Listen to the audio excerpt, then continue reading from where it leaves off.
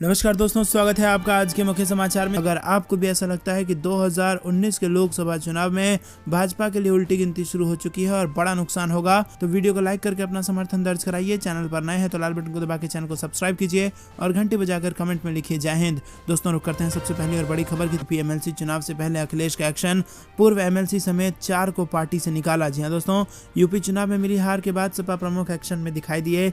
MLC चुनाव से पहले अखिलेश यादव ने पूर्व एमएलसी समेत 4 पार्टी पदाधिकारियों को सपा से निकाल दिया है। इनमें गाजीपुर से एमएलसी में चुनाव पार्टी का विरोध करने वाले पदाधिकारी भी शामिल हैं और इसके अलावा पूर्वी एमएलसी कैलाश सिंह को भी सपा ने पार्टी से बाहर कर दिया है। रुक करते हैं अगली बड़ी खबर की तरफ। शराबबंदी कानून में बदलाव, शराबबंदी पर भारी पड़े शराब पीने वाले, आखिर बैकफुट पर आए नीतीश। जी हाँ दोस्तों, आपको बता दें कि बिहार विधानसभा में आज शराबबंदी कानून में बदलाव किया गया।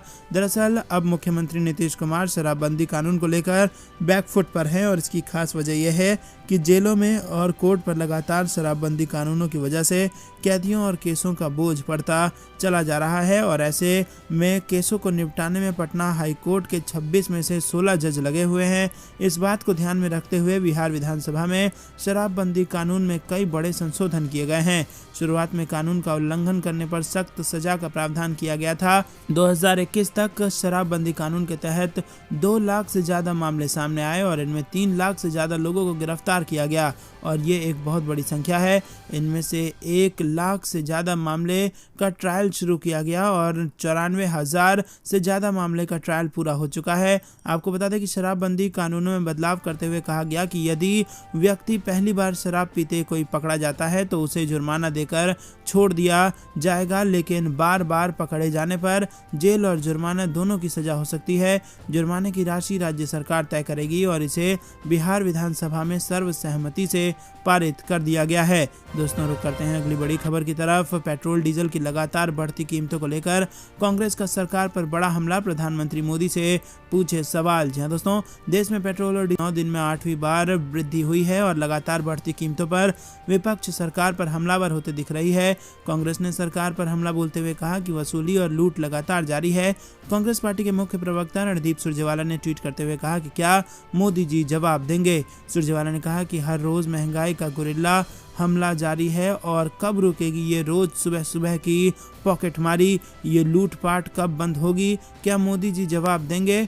सुरजेवाला ने एक अन्य ट्वीट में अलग अलग शहरों में कीमतों के दाम लिखकर कहा कि मोदी सरकार ने पेट्रोल का शतक लगा दिया है। दिल्ली में 101 रुपये 1 पैसा प्रति लीटर, लखनऊ में 100 रुपये 86 पैसा प्रति लीटर, अहमदाबाद में 100 रुपये 68 पैसा प्रति लीटर, बेंगलोर में 106 रुपये 46 पैसा प्रति लीटर, पटना में 111 रुपये 68 पैसे प्रति लीटर और मुंबई में 115 रुपये 88 पैसे प्रति लीटर इस वक्त पेट्रोल का दाम है और आपको बता दें कि ये हर रोज बढ़ता भी चला जा रहा है। रुक करते हैं अगली बड़ी खबर की तरफ। प्राइवेट स्कूलों की फीस बढ़ाने पर तत्काल प्रभाव से मान सरकार ने लगाई रोक, यूनिफॉर्म और किताबों भी सभी दुकानों में मिलेंगी। पंजाब से आई बड़ी खबर। जी हाँ दोस्तों, पंजाब में महंगी शिक्षा से परेशान अभिभावकों के लिए सरकार ने बड़ा फैसला लिया है। मुख्यमंत्री भगवंत मान ने इसी सत्र से प्राइवेट स्कूलों की फीस बढ़ाने पर तत्काल प्रभाव से पाबंदी लगा दी है और इसके अलावा कोई भी प्राइवेट स्कूल बच्चों की किताबों और यूनिफॉर्म किसी खास दुकान से खरीदने के लिए नहीं कहेगा। इसके लिए पंजाब सरकार जल्द ही पॉलिसी बनाकर जारी कर देगी। मुख्यमंत्री मान ने कहा कि शिक्षा महंगी होने की वजह से आम लोगों की पहुंच से दूर हो गई है। अभिभावकों को मजबूरी में बच्चों को स्कूल से हटाना पड़ रहा है, उनसे काम करवाना पड़ रहा है। ऐसा नहीं तो फिर वो बच्चों को ऐसी एजुकेशन दिलाने को मजबूर हो जाते हैं जो आगे चलकर किसी काम नहीं आती और इसीलिए पंजाब सरकार ने शिक्षा से जुड़े 2 बड़े फैसले किए हैं। पंजाब के प्राइवेट स्कूलों को तत्काल प्रभाव से आदेशित कर दिए गए हैं कि वो इस सत्र में 1 रुपया भी एडमिशन फीस नहीं बढ़ाएंगे। दिनों में विस्तृत जानकारी देंगे। दोस्तों, रुक करते हैं अगली बड़ी खबर की तरफ। निगम सदन में आम आदमी पार्टी और बीजेपी नेताओं के बीच चले लात घुसे, केजरीवाल के खिलाफ भाजपा लाई निंदा प्रस्ताव। जी हाँ दोस्तों, पूर्वी दिल्ली नगर निगम की आखिरी सदन की बैठक में बुधवार को आम आदमी पार्टी और बीजेपी नेताओं के बीच जमकर लात घुसे से चले।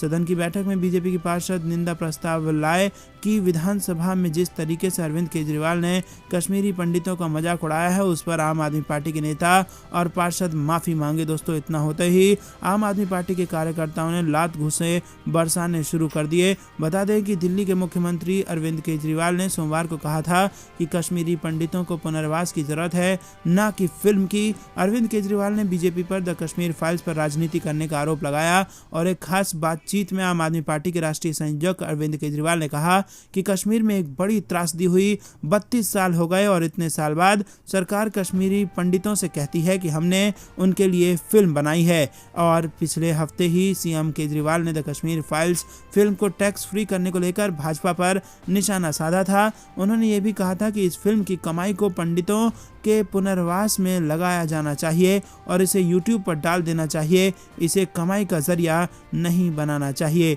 दरअसल केजरीवाल ने दिल्ली विधानसभा के बजट सत्र के दौरान कहा था कि डायरेक्टर विवेक अग्निहोत्री से फिल्म को यूट्यूब पर डालने के लिए कहें। फिल्म को टैक्स फ्री करने की क्या जरूरत है, इसे हर कोई फ्री में देख सकता है।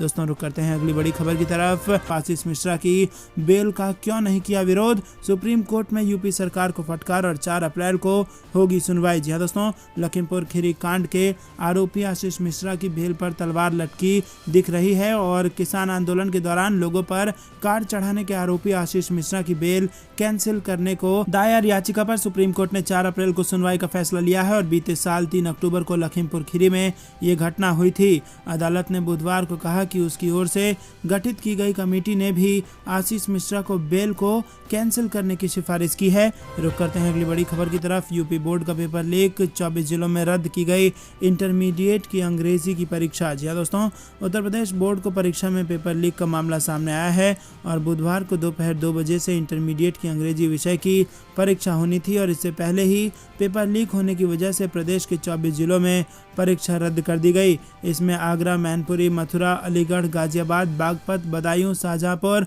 उन्नाव, सीतापुर, ललितपुर समेत कई सारे डिस्ट्रिक्ट शामिल हैं जहां पर परीक्षा रद्द कर दी गई है। माध्यमिक शिक्षा परिषद के सभापति विनय कुमार पांडे ने जानकारी देते हुए बताया कि बलिया जिले में 30 मार्च 2022 यानी कि बुधवार को दूसरी पाली की इंटरमीडिएट परीक्षा के अंग्रेजी का पेपर लीक हो गया है। रुक करते हैं अगली बड़ी खबर की तरफ। यूपी विधानसभा से पहले ही दिन दिखा ट्रेलर, योगी वर्सेस अखिलेश यादव से रोचक हुआ सदन का शो। जी हां दोस्तों, उत्तर प्रदेश विधानसभा चुनाव में यूं तो मंगलवार को विधानसभा अध्यक्ष के चुनाव से जिस तरह पक्ष और विपक्ष ने एकमत होकर सतीश महाना का चुनाव किया और एक सुर में उन्हें महान बताया गया, लेकिन पहले ही दिन जब सदन में अगले 5 साल का ट्रेलर भी देख लिया गया। जी हां दोस्तों, जिस तरह मुख्यमंत्री योगी आदित्यनाथ और नेता विपक्ष अखिलेश यादव के बीच वार पलटवार हुआ, उससे ये तय हो गया है कि उत्तर प्रदेश विधानसभा में इस बार न सिर्फ योगी सरकार के लिए चुनौती बढ़ गई है, बल्कि राजनीति में दिलचस्पी रखने वाले यहां अक्सर योगी बनाम अखिलेश के मुकाबले देखने को मिलेंगे। दोस्तों, रुक करते हैं अगली बड़ी खबर की तरफ। पेट्रोल की कीमतों से कंपनियों के बिकने तक, राहुल गांधी ने डेली टू डू लिस्ट जारी कर पीएम मोदी पर साधा निशाना।